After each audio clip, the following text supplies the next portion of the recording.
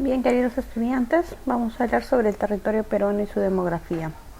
En primer lugar, vamos a ubicar a nuestro territorio peruano en su contexto, tomando en cuenta de que el Perú es considerado un estado del Congreso Constituyente del año 1822, descartando los planteamientos de monarquía propuestas por San Martín y los estados federados por Bolívar. Actualmente la Constitución Política del Perú del año 1993, en su artículo 43, establece que el Perú es una república democrática, social, independiente, soberana y además define al Estado como uno e indivisible.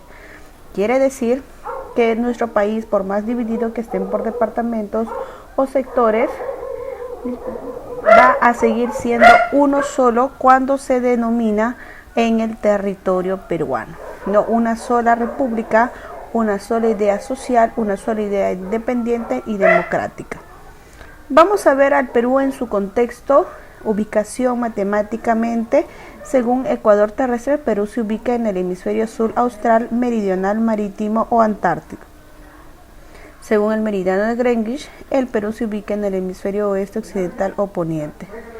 Ubicación térmica o climática. El Perú se ubica en la zona tropical o tórrida sur, que se halla comprendida entre el Ecuador terrestre y el Trópico de Capricornio.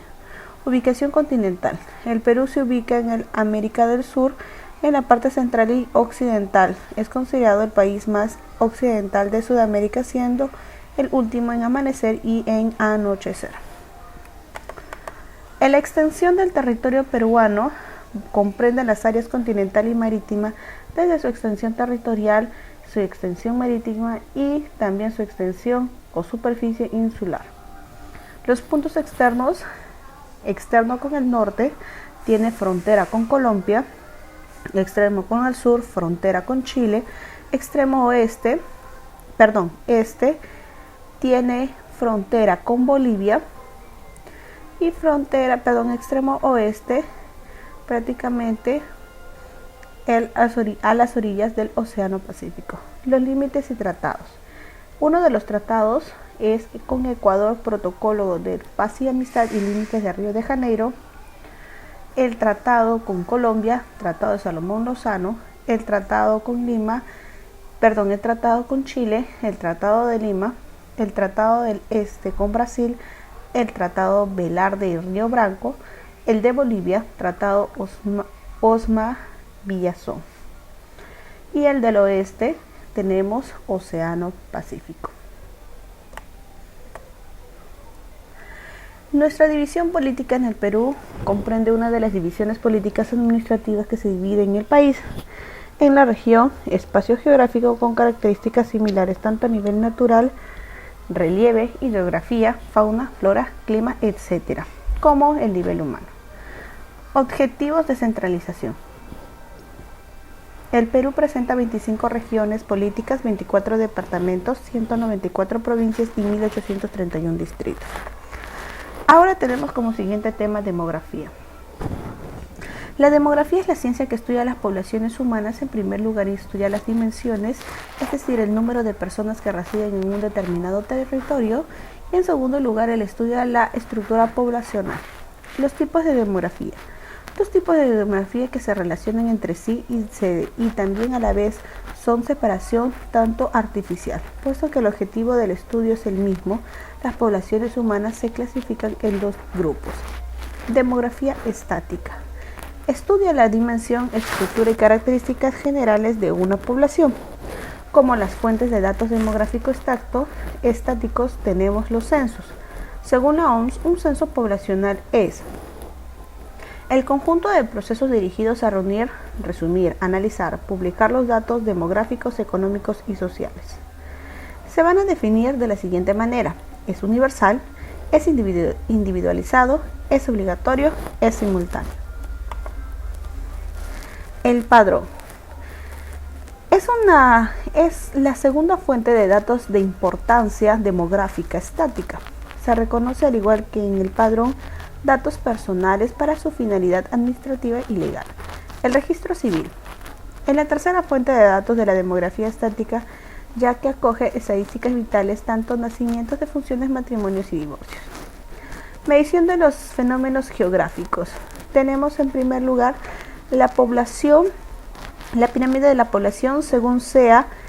Estas se llevarán a cabo protocolos y programas de salud. La pagoda, propia del país de jóvenes y subdesarrollados. Alto índice de natalidad y mortandad.